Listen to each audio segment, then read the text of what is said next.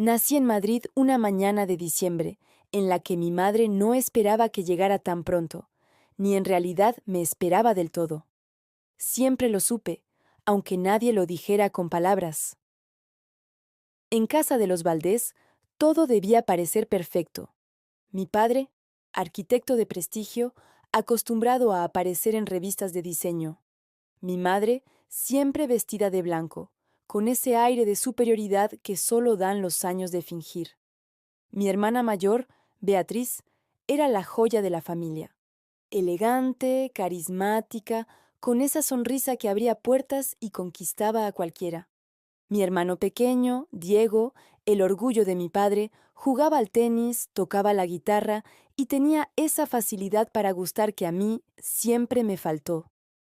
Y luego estaba yo, Nerea, la que tropezaba con las alfombras en las reuniones familiares, la que derramaba vino en las cenas y hablaba demasiado bajo.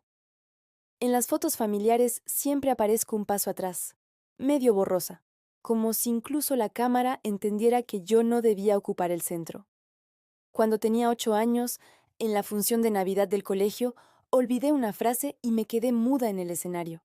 Recuerdo la cara de mi madre entre el público, esa sonrisa tensa que solo mostraba cuando algo no salía como ella planeaba.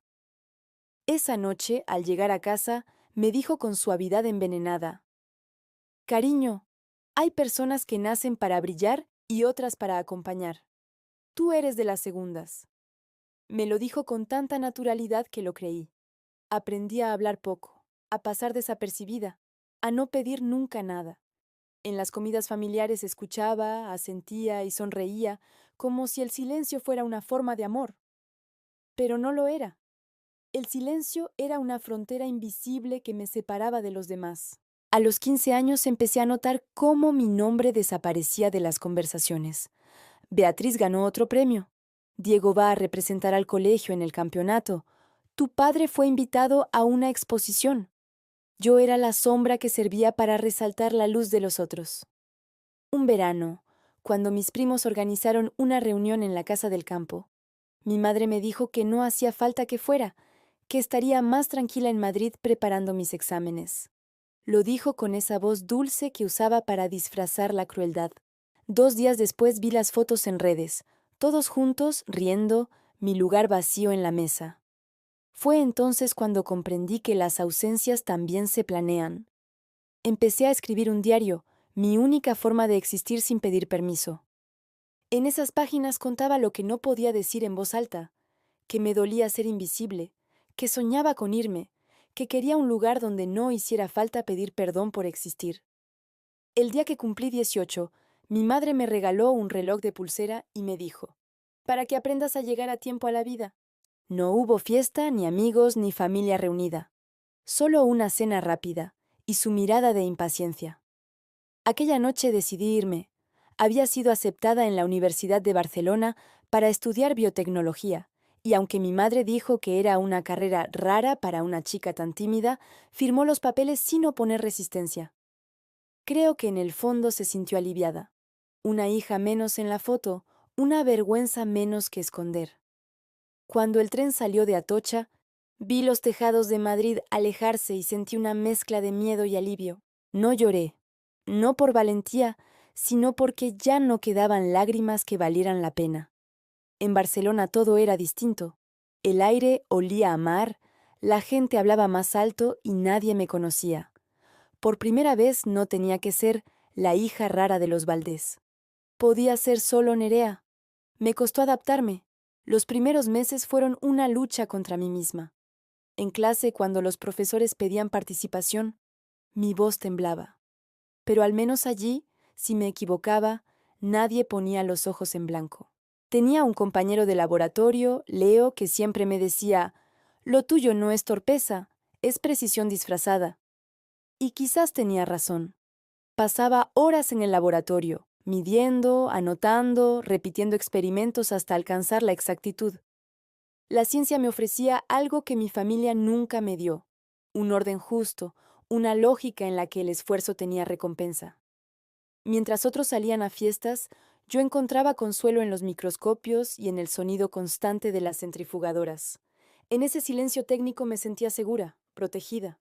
A veces, al mirar por la ventana del laboratorio, veía el reflejo de una chica que empezaba a parecerse menos a la sombra que había dejado en Madrid.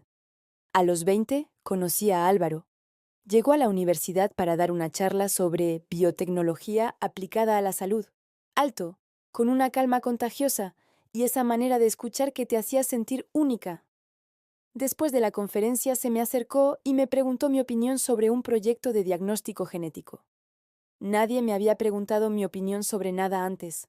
Charlamos durante horas. Me habló de su idea de crear una empresa, de usar la ciencia para cambiar vidas. Yo le hablé del miedo, del deseo de hacer algo que tuviera sentido. Entonces somos dos raros, dijo riendo, pero de los que cambian el mundo. Esa noche volví caminando bajo la lluvia ligera del Eixample y supe que algo había empezado. Con Álvaro aprendí a hablar sin disculpas, a existir sin esconderme. Y sin darme cuenta, dejé de ser invisible. Pero la voz de mi madre seguía en mi cabeza, recordándome que la felicidad nunca dura cuando uno no pertenece. No sabía que un día esa voz volvería más fuerte que nunca para recordarme lo que había intentado olvidar, que las familias no siempre perdonan a los que aprenden a vivir sin ellas. El primer verano que pasé en Barcelona, no volví a Madrid. Cuando mi madre llamó, lo hizo solo para preguntar si había pagado la matrícula.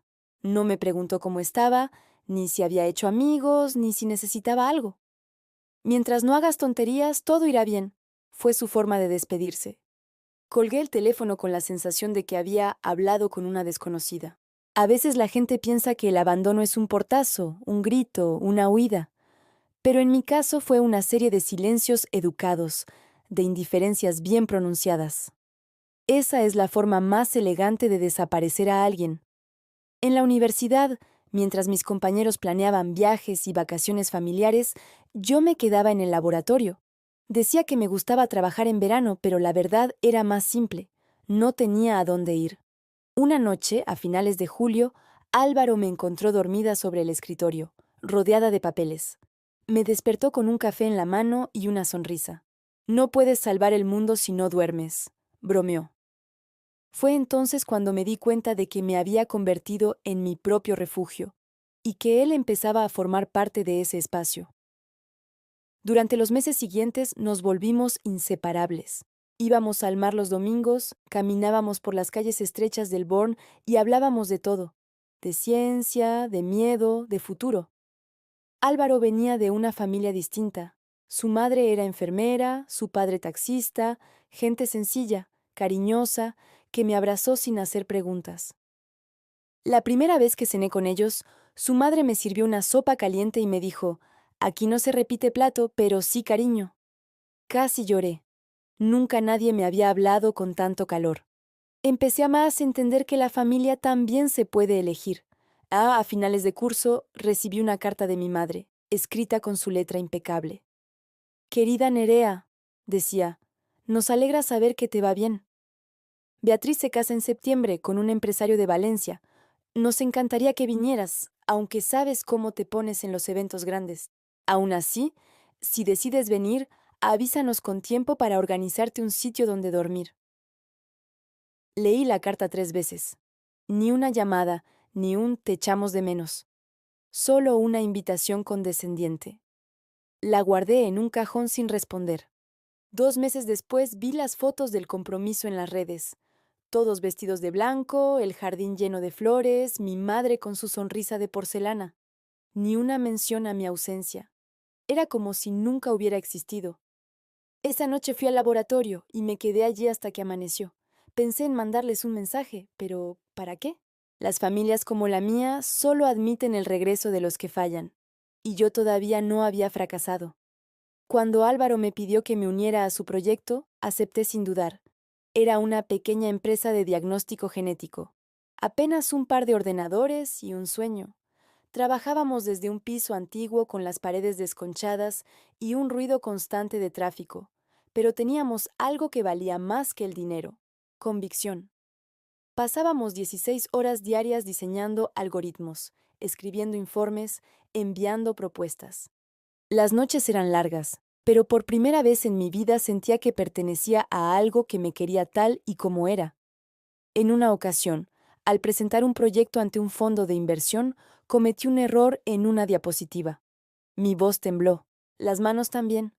Pensé que todo estaba perdido, pero Álvaro me miró desde el público y me guiñó un ojo. Seguí hablando, improvisando. Cuando terminé, los inversores aplaudieron. En el metro de vuelta, Álvaro me abrazó y dijo: «Hoy no solo te han escuchado, Nerea, te han visto». Lloré sin saber por qué. Tal vez porque alguien por primera vez me había reconocido. Prueba de detección temprana de cáncer de pulmón aprobada por la Agencia Europea. Los periódicos locales hablaron de nosotros, los inversores llamaron sin parar, y por primera vez sentí que el mundo me aplaudía. Pero incluso en medio de la celebración, una parte de mí deseaba que ellos lo vieran, que se dieran cuenta de lo que habían perdido. No lo hicieron. Ni una llamada, ni un mensaje, ni una felicitación. Solo el mismo silencio pulcro de siempre. Y sin embargo, esa noche, mientras el equipo brindaba con cava, supe que ya no me dolía.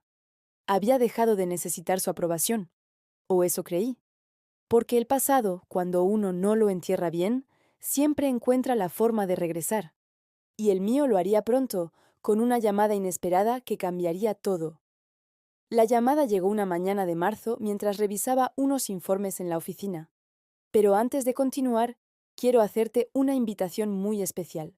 Suscríbete al canal y deja tu me gusta. Esto me ayuda a ver que me apoyas y disfrutas de mis historias. Y comenta aquí abajo desde qué ciudad nos estás viendo. Ahora continuemos. El número era de Madrid. Durante unos segundos dudé si contestar. Hacía casi 6 años que nadie de mi familia intentaba comunicarse conmigo. Finalmente, la curiosidad pudo más. «Sí», respondí con voz firme. «Nerea, soy mamá». El corazón me dio un salto, pero mantuve el tono neutro. «¿Qué ocurre?». Hubo un silencio incómodo al otro lado, el tipo de silencio que precede a una frase que uno no quiere escuchar. «Tu padre está enfermo», dijo finalmente. «Le han diagnosticado cáncer de pulmón. Los médicos dicen que es grave». Me quedé mirando el reflejo de mi rostro en la pantalla del ordenador. Cáncer de pulmón. Ironía pura. La enfermedad contra la que había dedicado años de mi vida a luchar desde la ciencia. «Lo siento», dije sin emoción. «¿Y por qué me llamas a mí?». «Porque eres su hija», respondió con un suspiro. «Y porque necesitamos ayuda. El tratamiento es caro, los ensayos clínicos están saturados. Tú trabajas en esto, podrías, no sé, conseguir algo». Aquella petición me atravesó como una lanza. No me llamaban por amor ni por reconciliación. Me llamaban porque yo tenía lo que ellos necesitaban. Respiré hondo. «Haré lo que pueda», mentí y colgué. Durante los días siguientes no pude concentrarme. Recordaba la tos de mi padre, su manera de mirar por encima de mis hombros cuando hablaba, como si mi voz no mereciera atención. Y sin embargo, una parte de mí quería verlo. Quería comprobar si la enfermedad lo había humanizado, si quedaba algo en él capaz de reconocer el daño que me había hecho. Álvaro notó mi inquietud. «Tienes derecho a cerrar ese círculo», me dijo una noche. «Pero no lo hagas por ellos, hazlo por ti». Así que volé a Madrid. Al aterrizar, el aire seco de la capital me devolvió todos los fantasmas.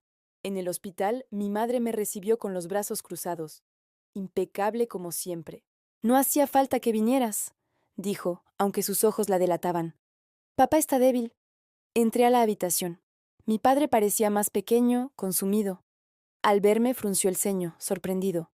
«Nerea», murmuró. «No esperaba...». «Lo sé», lo interrumpí. «Nunca lo haces». Hablamos poco. Me preguntó por el trabajo, por Álvaro. Fingí una calma que no sentía. Cuando me marché, mi madre me siguió al pasillo. «Podrías hablar con tus contactos, ¿verdad? Conseguirle un tratamiento especial». «No prometo nada», respondí. «Hazlo por tu padre. Tú, durante años me pediste que no hiciera nada por esta familia. No empieces a cambiar las reglas ahora». Me di la vuelta y me fui. En el tren de vuelta a Barcelona lloré en silencio. No por él, sino por la niña que aún esperaba un gesto que nunca llegaría. A los pocos días, Beatriz me escribió: «He oído que viniste al hospital. Mamá está muy nerviosa. Deberíamos vernos, tomar un café». Dudé, pero la curiosidad otra vez ganó. Quedamos en una cafetería elegante del barrio de Salamanca. Beatriz llegó tarde, como siempre, con ese aire de superioridad que nunca perdió. «¿Sigues igual?», dijo sonriendo. «Discreta, tranquila. Te envidio a veces». Me reí sin humor. ¿Envidiarme? No lo creo. Se inclinó hacia mí. «Las cosas no van bien. La empresa de David quebró. Tenemos deudas. Si papá muere, mamá quedará sola y... Tú sabes cómo es el dinero de las herencias». Y ahí estaba, el motivo real. ¿De verdad me estás hablando de herencias cuando papá aún vive? Beatriz bajó la mirada. «No te pongas así, Nerea. Somos familia. Deberíamos apoyarnos». «¿Familia?», repetí. La familia que me borró de las fotos, que me dejaba fuera de los viajes, que me hacía sentir un error cada Navidad. Esa familia. Su sonrisa se borró. «¿Sigues resentida?» «No», dije levantándome. «Estoy curada». Salí de la cafetería con la sensación de haber cerrado una puerta que ya no necesitaba. Al volver a Barcelona, me lancé de lleno al trabajo. Gennova estaba creciendo más rápido de lo que habíamos soñado. Firmamos acuerdos con hospitales europeos, y los medios empezaron a interesarse por nuestra historia. Un periodista de El País nos entrevistó y escribió un artículo titulado «La ciencia invisible, la mujer detrás de la detección precoz del cáncer». Me reí del título, porque sí, había sido invisible toda mi vida. Ahora por fin me veía el mundo entero. A la semana siguiente recibí un correo de mi madre. «Te he visto en el periódico. Enhorabuena». Papá también lo leyó. Lloró. No respondí. No porque no me importara, sino porque no sabía qué decirle a una mujer que solo lloraba cuando alguien más miraba. Pasaron los meses. Mi padre empeoró. Mi madre insistía con llamadas que no contestaba. Una noche, mientras cenaba con Álvaro en el balcón, le conté todo. «¿Y si te arrepientes de no ayudarlo?», me preguntó con cuidado. «¿Arrepentirme de qué? Él nunca me ayudó a mí». «No hablo de justicia, hablo de paz». Me quedé pensando. Paz. Esa palabra me sonaba lejana. A los pocos días, recibí una invitación inesperada. El Consejo de Innovación Científica de España nos nominaba para un premio nacional. La ceremonia sería en Madrid. Dudé si asistir, pero Álvaro insistió. «Ve, que te vean, que sepan quién eres». Así que volví, esta vez con un vestido azul oscuro y la cabeza alta. En el teatro donde se celebraba la gala, las luces me cegaron por un instante. Cuando subí al escenario a recoger el premio, escuché aplausos. Entre el público creí ver a mi madre. No estaba segura, pero una figura de su porte, con el mismo moño rígido, estaba allí. Por un segundo nuestras miradas se cruzaron. No había orgullo en sus ojos, solo desconcierto. Al día siguiente, la prensa publicó fotos mías con el titular: «Nerea Valdés, la madrileña que cambió el futuro de la medicina». Esa tarde recibí una llamada. «Soy Beatriz. ¿Qué quieres ahora?». «Papá ha pedido verte. Dice que necesita hablar contigo». Dudé. «¿Por qué yo?». «Porque cree que es tarde». Fui al hospital. La habitación olía a desinfectante y a rendición. Mi padre dormía, conectado a tubos y máquinas. Cuando abrió los ojos me miró con algo parecido al arrepentimiento. «Eras distinta», susurró. «Y nosotros no supimos qué hacer contigo». No respondí. Él siguió. «Tu madre quería que todo fuera perfecto, y tú le recordabas que no lo era». «Podríais haberme querido igual», dije. «Eso no requería perfección». «Lo sé». Cerró los ojos. «¿Podrás perdonarnos?». «No», respondí con calma. «Pero puedo no odiaros». Sonrió débilmente. «Eso basta». Murió 3 semanas después. No fui al entierro. Mi madre me envió una invitación impresa, como si se tratara de una boda. Misa por el alma de Miguel Valdés. La tiré a la basura. Pensé que con su muerte sentiría alivio, pero lo que sentí fue vacío, como si una puerta que llevaba toda la vida cerrada se hubiera caído sola. Beatriz publicó en las redes una foto familiar del funeral. Todos de negro, todos juntos, menos yo. El pie de foto decía, siempre familia, incluso cuando duele. No pude evitar sonreír ante tanta hipocresía. Un mes después, mi madre apareció en mi oficina. Ni siquiera avisó. Yuki, mi asistente, intentó detenerla, pero ella entró igual. Nerea, por favor, dijo. Solo quiero hablar. La observé. Seguía impecable, pero su elegancia tenía grietas. No puedes venir aquí. He perdido a tu padre. No me castigues más. Yo no te castigo. Solo vivo mi vida. Tu padre te amaba. No lo suficiente para verme. Era orgulloso, sí, pero te admiraba. Y nunca me lo dijo. Ahora ya no puede. Su voz tembló. No quiero morirme sin reconciliarnos. ¿Reconciliarnos? ¿Después de 30 años de silencio? ¿Después de años fingiendo que no existía? No. Por favor. No. Llamé a seguridad y la escoltaron fuera. Cuando se fue, me temblaban las manos. Álvaro me abrazó. ¿Estás bien? No lo sé, respondí. Esa noche soñé con mi infancia, con mi madre apagando las luces del salón mientras yo dibujaba en el suelo. Ya basta, Nerea, decía. Eso no sirve de nada. Al despertar, comprendí que seguir esperando su aprobación era como seguir llamando a una puerta sin pomo. Así que dejé de hacerlo. Los meses siguientes fueron los más productivos de mi vida. Gen Nova alcanzó una valoración récord. Viajé por Europa, di conferencias, recibí premios. Cada vez que subía a un escenario, recordaba aquella frase suya. Hay personas que nacen para brillar y otras para acompañar. Y sonreía, porque al final yo había aprendido a brillar sola. Una tarde, después de una charla en la Universidad de Valencia, una joven se me acercó. Mi familia tampoco me acepta, me dijo, pero leí tu historia y ahora sé que puedo salir adelante. La abracé. En sus ojos vi a la adolescente que había sido. Pensé que quizás mi dolor no había sido en vano, que tal vez mi historia podía servir para que alguien más no se sintiera invisible. Esa noche, al volver al hotel, abrí el balcón y miré el mar. El viento olía a sal y a posibilidad. Por primera vez en años no pensé en el pasado. Pensé en todo lo que aún podía construir, porque entendí que el silencio de mi familia ya no era una condena, sino un espacio, uno que por fin me pertenecía.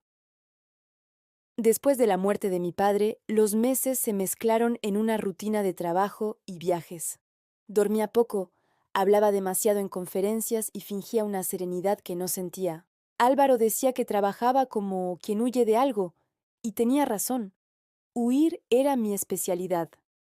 Desde niña había aprendido a desaparecer antes de que me expulsaran. Pero esta vez no huía de mi familia, sino del eco que habían dejado dentro de mí. Cuando creces en el silencio, aprendes a llenar los huecos con ruido, proyectos, metas, aplausos. Sin embargo, incluso el ruido se apaga cuando el alma se cansa. Recuerdo un atardecer en el laboratorio, las luces apagadas y el reflejo del sol sobre los tubos de ensayo. El edificio estaba vacío, y por un instante me vi reflejada en el cristal, una mujer de 32 años con éxito, pero sin raíces. ¿Estás bien?, preguntó Álvaro desde la puerta.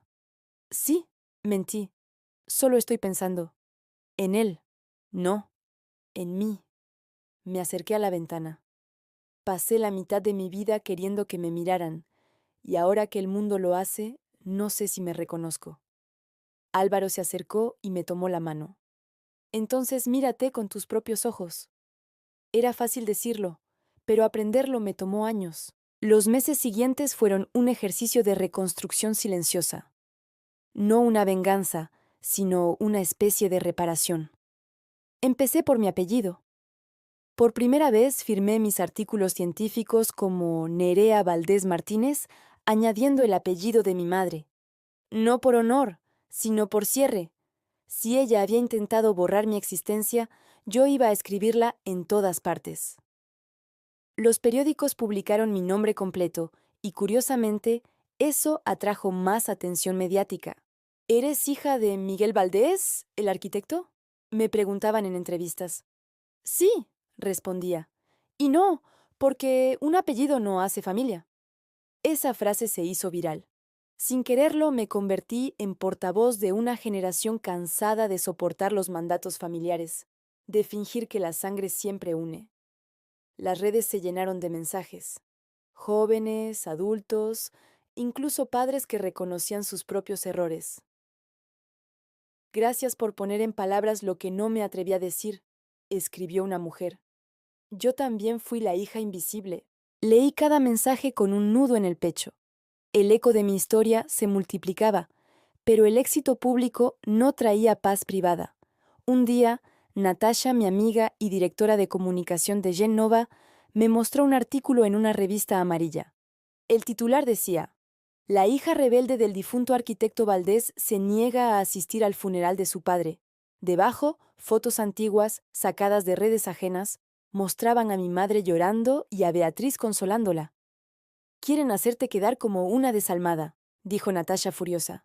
Déjalos, respondí. Llevo toda la vida interpretando ese papel. Pero el artículo despertó algo en mí, una parte cansada de callar, otra harta de dejar que ellos escribieran la historia. Decidí que, si iban a hablar de mí, sería con mis propias palabras. Acepté una entrevista en el Diario de Barcelona, donde conté sin adornos lo que había vivido. La exclusión sistemática, las comparaciones, las ausencias. No con rencor, sino con precisión. Dije que había pasado años creyendo que algo en mí estaba roto, hasta comprender que el defecto no era mío, sino del amor condicionado que me ofrecieron. La entrevista se publicó un domingo, y en menos de 24 horas se compartió miles de veces. Las redes estallaron con mensajes de apoyo. Gracias por contar nuestra historia, escribían. Gracias por recordarnos que el silencio también duele. Mi madre, en cambio, reaccionó con furia. Me llamó 2 veces. No respondí.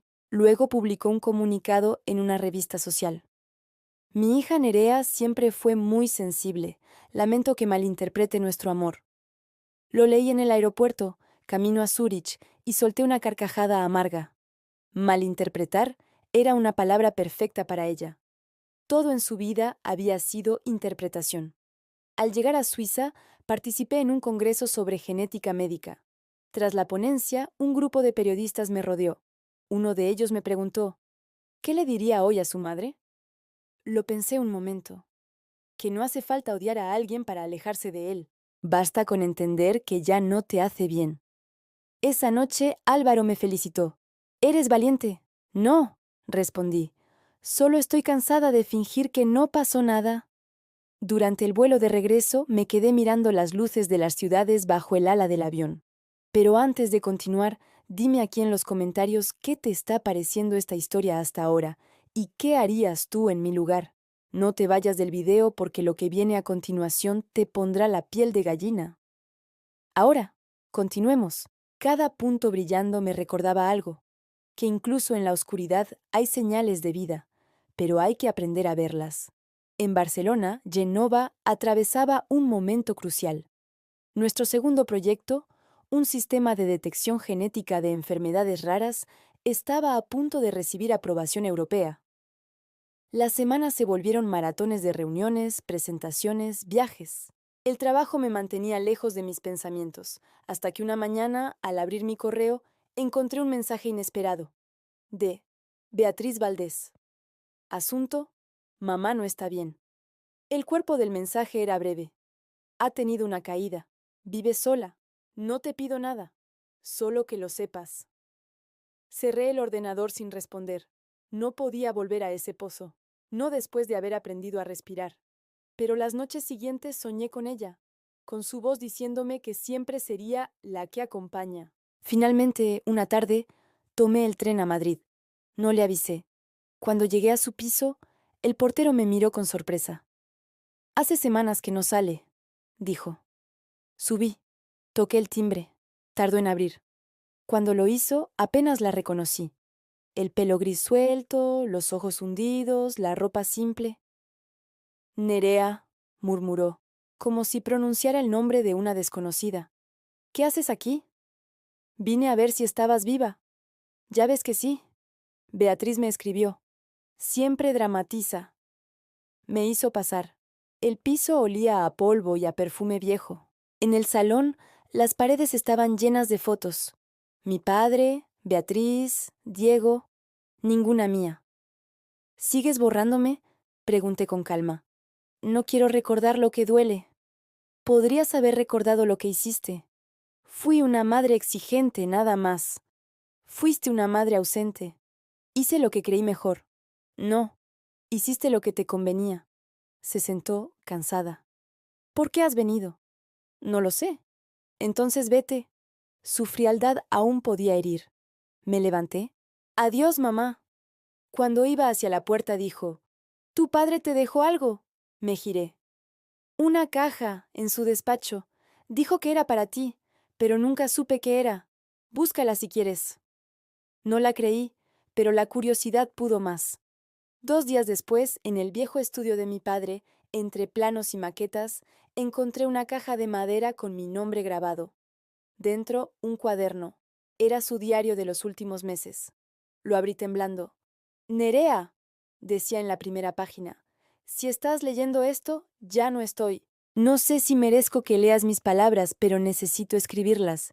No te comprendimos. Pensamos que protegerte era esconderte. No vimos que te estábamos apagando. Pasé las páginas una a una. En cada entrada, un pedazo de autocrítica, un intento de entender. Tu madre quería orden, yo quería paz. Tú eras el caos hermoso que ninguno supo manejar. Cerré el diario. No lloré. Sentí algo más profundo, una tristeza serena. Álvaro lo leyó esa noche. ¿Qué vas a hacer? Preguntó. Nada, respondí. Las disculpas tardías son solo ecos. ¿Y si las necesitas para seguir adelante? Ya seguí adelante sin ellas. Dejé el diario en un cajón. Sin embargo, algo había cambiado. No perdoné a mi padre, pero dejé de odiarlo. Y con eso, parte de mi rabia se deshizo. Empecé a hablar de mi historia no desde el dolor, sino desde la superación. Las conferencias sobre ciencia se convirtieron en charlas sobre resiliencia. Me invitaban a universidades, a foros de jóvenes investigadores. ¿Qué se necesita para triunfar?, me preguntaban. Y yo respondía, creer que eres suficiente, incluso cuando quienes te dieron la vida te convencieron de lo contrario. Un día, al final de una charla, una chica se acercó. Me llamo Inés, dijo. Mis padres dicen que soy un fracaso, pero te escuché y decidí no creerles. La abracé sin decir nada. Comprendí que no había mayor éxito que ese. De vuelta al laboratorio, mientras observaba al equipo celebrar los nuevos resultados, pensé que tal vez, después de todo, había encontrado una forma de reconstruirme. No desde el odio, sino desde la verdad. Mi madre seguía viva, en algún rincón de Madrid, probablemente sola. A veces pensaba en escribirle, pero luego recordaba su mirada vacía y entendía que algunos lazos, para no asfixiar, deben romperse. Una tarde, Natasha me mostró un mensaje de la prensa. Querían hacer un documental sobre la científica que transformó el dolor en descubrimiento. Sonreí. Que lo hagan, dije. Que sepan que a veces el silencio no destruye, sino que forja. Esa noche, mientras el sol caía sobre el Mediterráneo, comprendí que no necesitaba más reconciliaciones. Lo que había perdido en amor lo había ganado en claridad. Y en esa claridad había aprendido algo esencial, que no todos los finales necesitan perdón. Algunos solo requieren verdad. El otoño llegó con una lentitud elegante sobre Barcelona. Las hojas del Paseo de Gracia se amontonaban en silencio, como si la ciudad respirara más despacio. Yo también había aprendido a hacerlo. Después del encuentro con mi madre y del diario de mi padre, me prometí no mirar atrás. Pero el pasado es un animal paciente. Se sienta a tu puerta y espera. En diciembre, una mañana cualquiera, Yuki entró en mi despacho con una expresión indecisa. «Hay una mujer abajo», dijo. «Dice que es tu hermana». Sentí un nudo en el estómago. No había visto a Beatriz desde el entierro de papá. Dile que no puedo atenderla. Yuki dudó. ¿Está llorando? Suspiré. Hazla pasar. Beatriz apareció 10 minutos después. Ya no era la mujer impecable de siempre. Llevaba un abrigo raído, el maquillaje corrido y los ojos rojos de cansancio.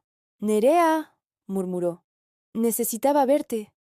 Me quedé de pie sin invitarla a sentarse. «¿Qué pasa ahora?» «David me dejó», confesó. «Se fue con otra, vendió la empresa, me quedé sin casa. Mamá no me habla desde que saliste en la tele». Me crucé de brazos. «¿Y qué esperas que haga?» «No lo sé. Solo quería hablar contigo. Entender cómo lograste seguir cuando todos te dieron la espalda». Su voz temblaba. La observé largo rato. Por primera vez, vi en ella algo parecido a la humanidad. «No lo logré de golpe», respondí. «Primero lloré, luego me odié, después trabajé hasta olvidar. Un día me di cuenta de que ya no los necesitaba». «Yo no sé cómo vivir sin necesitar a alguien», dijo. «Entonces aprenderás». La invité a sentarse. Pasamos una hora hablando de cosas que antes nunca habíamos dicho. Me contó que mamá había vendido el piso grande para pagar deudas, que Diego vivía en Londres y apenas llamaba. La familia perfecta de los Valdés se había deshecho en silencio, igual que me habían deshecho a mí. Antes de irse, Beatriz sacó un sobre de su bolso. «Papá te dejó esto también. Mamá lo guardaba. No quise dártelo antes porque temía que lo tiraras». Era una carta sellada. Esperé a que saliera para abrirla. «Nerea», decía la letra temblorosa. «No sé si creerás en mis palabras, pero si algo me queda claro antes de morir es que tu fuerza no vino de nosotros, sino a pesar de nosotros. Hicimos de tu diferencia una carga cuando era un regalo. Ojalá el tiempo te lo devuelva en paz». Cerré el sobre. No lloré. Ya no podía. El llanto requiere sorpresa, y nada de lo que provenía de mi familia podía sorprenderme. Esa noche, Álvaro y yo fuimos a cenar a un restaurante frente al mar. Él me tomó la mano. «¿Qué harás con la carta?» «Nada. Es solo papel». «A veces el papel también cierra heridas». «No las mías». Sonrió triste. «Sabes, siempre admiré tu fortaleza, pero a veces pienso que también te protege de sentir. Es lo único que me mantiene en pie». Los días siguientes me sumergí otra vez en el trabajo. Genova preparaba su expansión internacional. Teníamos propuestas en Reino Unido y Canadá, y la idea de abrir un centro en Bilbao, mi pequeña revancha simbólica, construir en el norte de España algo que llevara mi nombre. Las entrevistas se multiplicaban, las revistas hablaban de mí como la mujer que cambió la medicina desde el dolor. Esa frase me resultaba insoportable. No quería ser el emblema de ninguna herida. Quería ser recordada por la ciencia, no por la tristeza, pero el público no elige las etiquetas. Una noche, mientras revisaba los correos, vi uno con asunto «Solicitud de entrevista urgente», revista Alma Española. El remitente era un nombre que me resultó vagamente familiar: Patricia Ortega. Tardé unos segundos en recordar que era mi tía, la hermana menor de mi madre. Abrí el mensaje.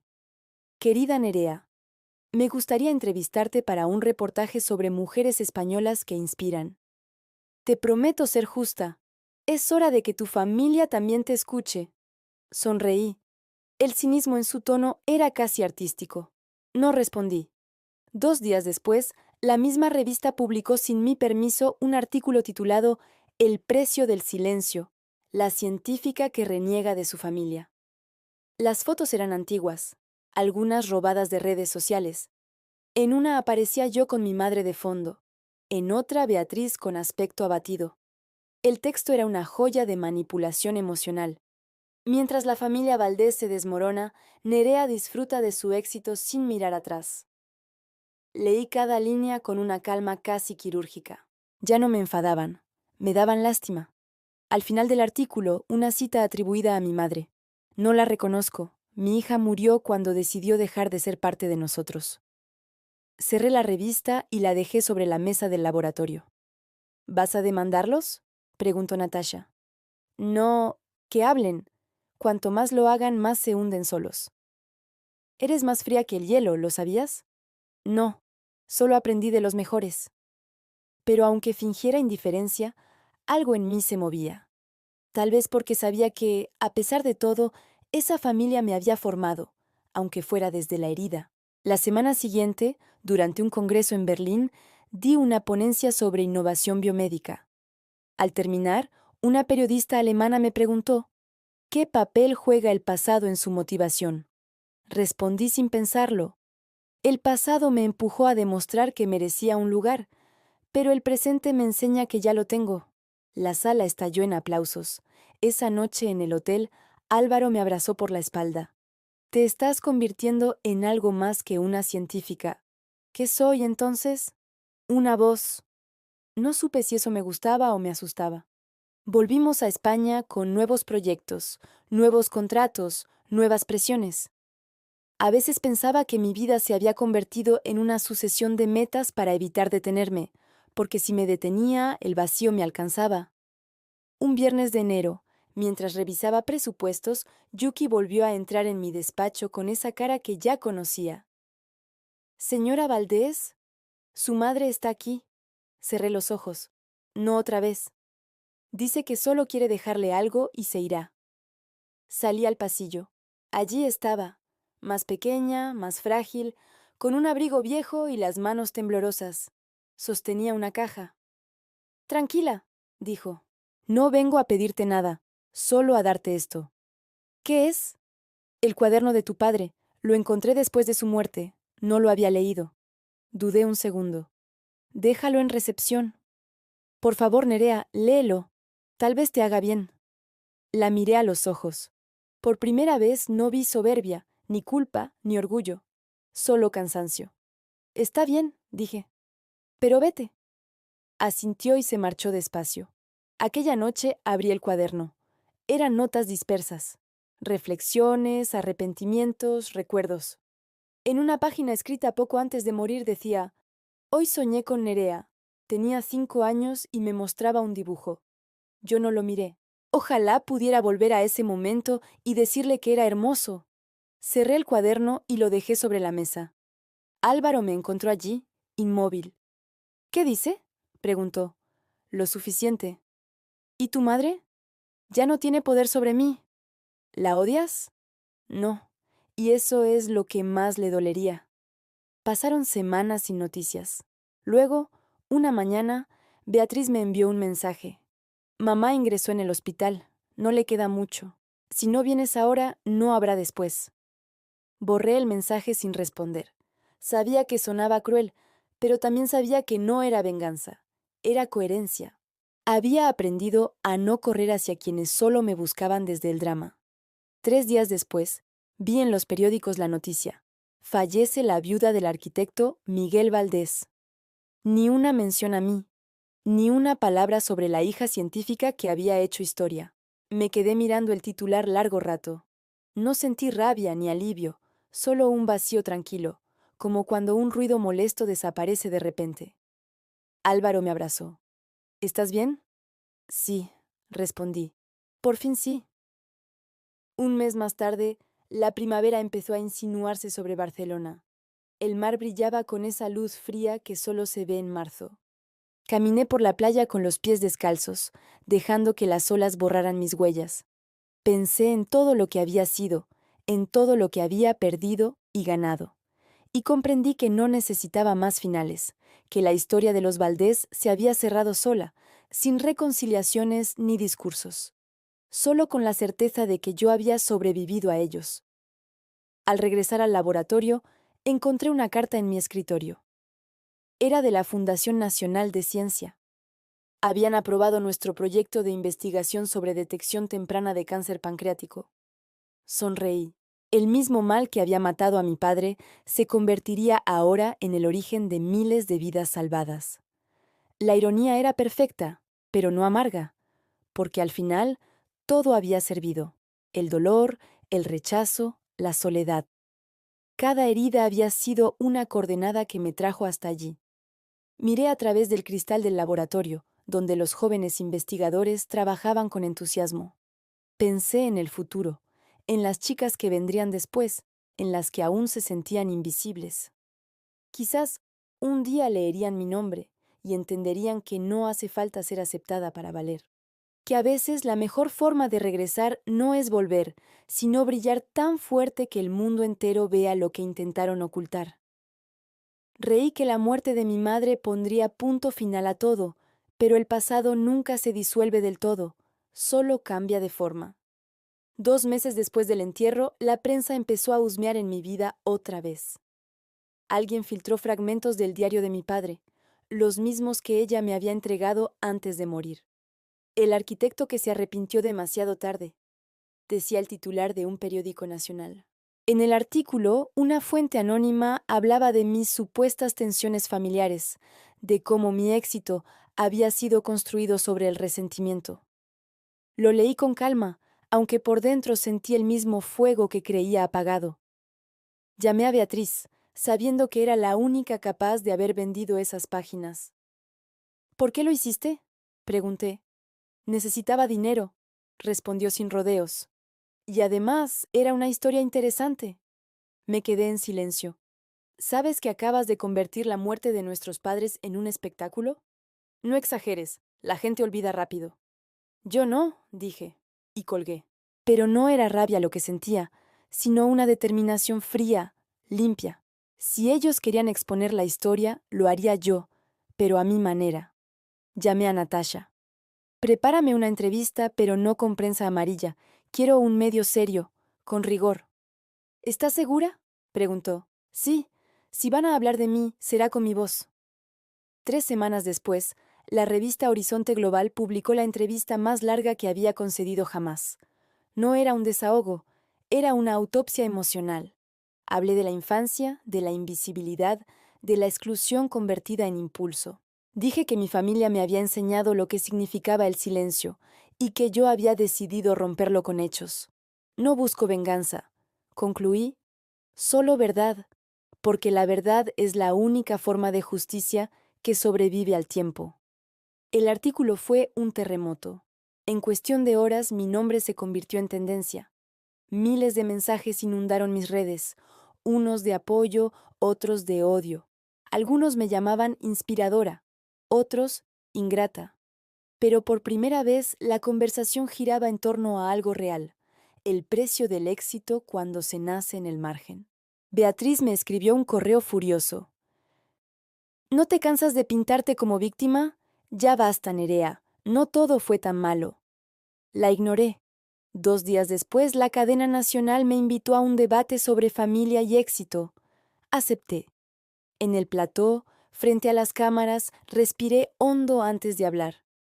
Durante años creí que la familia era un refugio. Luego entendí que también puede ser una prisión. La mía me enseñó a callar, así que construí mi libertad en el ruido. El público guardó silencio. La presentadora me miró con una mezcla de respeto y cautela. ¿Y se puede perdonar eso?, preguntó. Sí, respondí. Pero perdonar no significa volver. Esa frase se hizo viral. Durante semanas aparecía en pancartas, publicaciones, incluso en campañas de asociaciones que hablaban de independencia emocional. Me ofrecieron escribir un libro. Lo dudé, pero finalmente acepté. Lo titulé Lo que aprendí del silencio, como un círculo que se cerraba sobre sí mismo. Lo escribí en las madrugadas, con la precisión de quien se cura línea a línea. No era una biografía de odio, sino un mapa de supervivencia. Cuando se publicó, se agotó en 3 días. Los lectores me escribían diciendo que se habían visto reflejados, que también habían sido los invisibles, los distintos, los que nunca encajaban. Cada mensaje era una pequeña reparación. Álvaro decía que había convertido mi dolor en un puente. Yo solo sabía que por fin tenía voz. Pero el éxito también tiene un eco oscuro.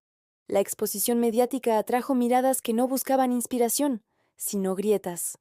Un periodista intentó entrevistar a Beatriz, y ella, fiel a su estilo, lo aprovechó. Mi hermana siempre tuvo problemas para adaptarse, dijo. Inventó una versión de la familia que le convenía. Cuando vi la entrevista, no sentí furia, sino pena. Beatriz seguía atrapada en la jaula que yo había roto. Quería controlarme incluso a distancia, pero ya no podía alcanzarme. Al día siguiente me llamó. ¿Contenta? Ahora todos nos odian.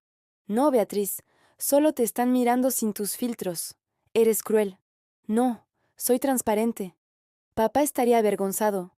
Papá murió avergonzado de sí mismo, no de mí. Colgó. No volvió a llamarme. Los meses pasaron. El libro fue traducido a varios idiomas y recibí una invitación inesperada. Una charla en la Universidad Complutense sobre liderazgo femenino. Cuando subí al escenario y miré a las jóvenes que me observaban con los ojos llenos de expectativa, entendí algo que nunca había comprendido del todo, que mi historia ya no me pertenecía solo a mí. Era una semilla plantada en otros silencios. A veces la familia no es la que te toca, sino la que eliges cuando te atreves a ser quien eres, les dije. Al terminar, una estudiante se acercó. Mi madre nunca me aceptó, pero te escuché y ya no tengo miedo de marcharme.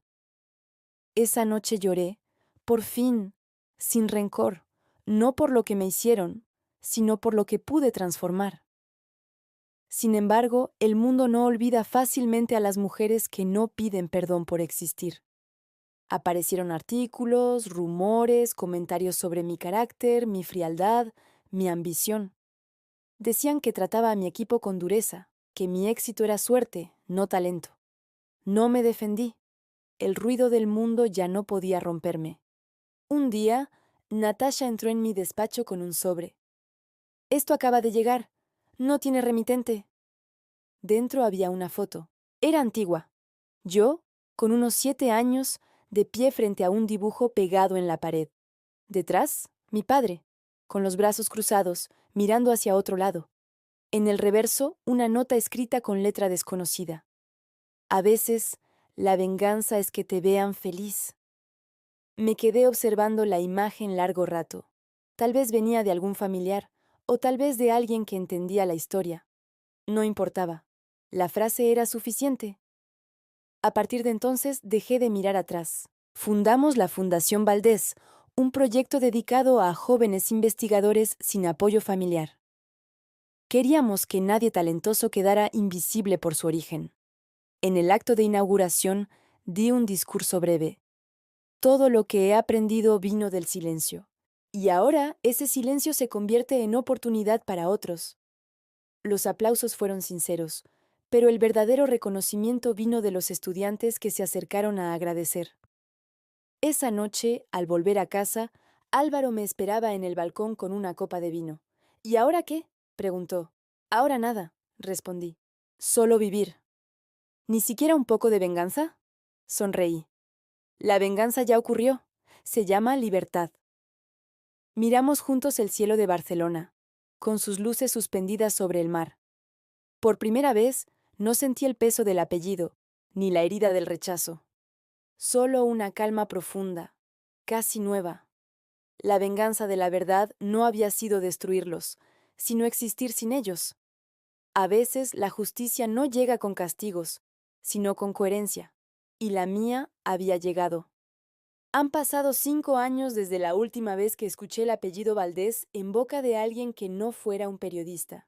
A veces lo leo en los archivos o en los artículos antiguos y me parece un nombre ajeno, una historia que ya no me pertenece. La fundación creció más de lo que imaginé. Financiamos decenas de becas, proyectos, jóvenes que empezaban como yo, inseguros, silenciosos, llenos de talento y miedo. Algunos me escriben para contarme sus logros, otros simplemente mandan una foto con una frase, gracias por creer. Cada vez que las leo pienso que, de algún modo, estoy reparando algo más grande que mi propia historia. Álvaro dice que no sé descansar, que incluso la paz la busco como un objetivo. Puede que tenga razón, pero la tranquilidad, para mí, no vino del descanso, sino de entender que ya no necesitaba demostrar nada. Hace un año, Gen Nova abrió un nuevo centro en Bilbao. Durante la inauguración miré las montañas verdes y el mar oscuro del norte, y pensé que tal vez mi padre habría admirado esa arquitectura, ese equilibrio entre forma y función. Pero no sentí nostalgia, solo gratitud, por todo. incluso por el dolor. Una tarde, mientras ordenaba el despacho, encontré el cuaderno donde había escrito mi primer plan de vida. A los 19 años. Decía, ser vista, ser suficiente. Sonreí. Lo había logrado, pero no de la forma que imaginaba entonces. No necesitaba más escenarios ni titulares. Bastaba con mirarme al espejo y no sentir vergüenza de quien veía. Natasha se mudó a París para dirigir la nueva sede de comunicación, y Yuki asumió la dirección general. Cuando la vi firmar su primer contrato, pensé en aquella Nerea de 20 años que temblaba al hablar en público. Qué lejos había quedado. En casa, Álvaro y yo habíamos encontrado una calma sencilla. No teníamos hijos, aunque alguna vez lo hablamos. Tal vez no nací para repetir una historia, le dije una noche. Él me miró con ternura. O tal vez estás escribiendo una nueva. Desde entonces, nuestra vida se volvió más ligera. Viajes cortos, cenas con amigos, tardes sin agenda. A veces, al vernos reír, me doy cuenta de que esa es la familia que siempre quise, la que se elige sin miedo. Hace poco recibí un correo inesperado de Beatriz. Solo decía, estoy en Valencia. Trabajo en una librería pequeña. Si algún día quieres tomar un café, te espero. No contesté. No porque guardara rencor, sino porque no hacía falta. Su mensaje no pedía perdón ni explicaciones, y eso, paradójicamente, era lo más honesto que había hecho nunca. Pensé en escribirle meses después, cuando supe por terceros que estaba bien, que había aprendido a vivir con poco, pero decidí dejar las cosas como estaban. No todo vínculo roto necesita ser cosido. Algunos se disuelven, y eso también es amor. Dejar ir lo que ya no tiene forma. Este verano, la Fundación organizó un evento en Madrid. Era la primera vez que volvía a la ciudad con tranquilidad. Caminé por las calles donde crecí, por la plaza donde mi madre me compraba helado los domingos, por el parque donde mi padre me enseñó a montar en bicicleta y luego fingió no verme caer. Todo seguía igual, pero yo era otra. Entré en la librería donde se presentaba el libro de uno de nuestros becados, un chico brillante de 23 años que había desarrollado un sistema de diagnóstico accesible para hospitales rurales. En la contraportada había una dedicatoria. A Nerea Valdés, por enseñarnos que el silencio también puede ser ciencia. Al leerla sentí que todo había encontrado su lugar. Después de la presentación, salí a la calle y respiré el aire tibio de junio. Madrid olía a jacarandas y a pasado. Caminé sin rumbo hasta la estación de Atocha. Allí, en el andén, recordé la primera vez que me fui, con una maleta barata y una mezcla de miedo y esperanza. Miré los trenes llegar y partir, y comprendí que mi vida entera había sido eso, un viaje de ida sin regreso. No hacía falta volver, porque nunca había dejado nada pendiente. De regreso en Barcelona, una noche, abrí el cuaderno de mi padre por última vez. Leí las últimas palabras que había escrito antes de morir. Si algún día encuentras la paz, prométeme que no la compartas con nosotros, que la vivas solo para ti. Cerré el cuaderno y lo guardé en una caja, junto con la carta que Beatriz me había mandado, la invitación al funeral de mi madre y el primer artículo donde alguien me llamó exitosa. Todos los símbolos de una historia que ya no me dolía. Los guardé no como heridas, sino como pruebas de evolución. En la terraza, el mar brillaba con esa luz dorada del final del día. Álvaro sirvió 2 copas de vino. ¿En qué piensas?, preguntó. En que la vida al final no te pide que ganes, solo que no te pierdas. Él sonrió. ¿Y te encontraste? Sí, respondí. En el lugar más improbable, en mí misma. Nos quedamos en silencio, mirando cómo el sol se hundía detrás del horizonte. No había rabia, ni culpa, ni siquiera orgullo. Solo un sosiego inmenso. Comprendí que el ciclo se había cerrado de verdad, que ya no era la hija invisible ni la mujer que buscaba justicia. Era alguien completa, imperfecta, pero en paz. A veces me preguntan si perdoné a mis padres. Siempre digo lo mismo. El perdón no es una llave que abre la puerta del pasado, es una ventana que te deja ver el presente sin sombras. Ellos se quedaron atrás, en esa sombra. Yo caminé hacia la luz. La paz no llegó como una recompensa, sino como un hábito, el de dejar de luchar contra lo que ya no puede cambiar.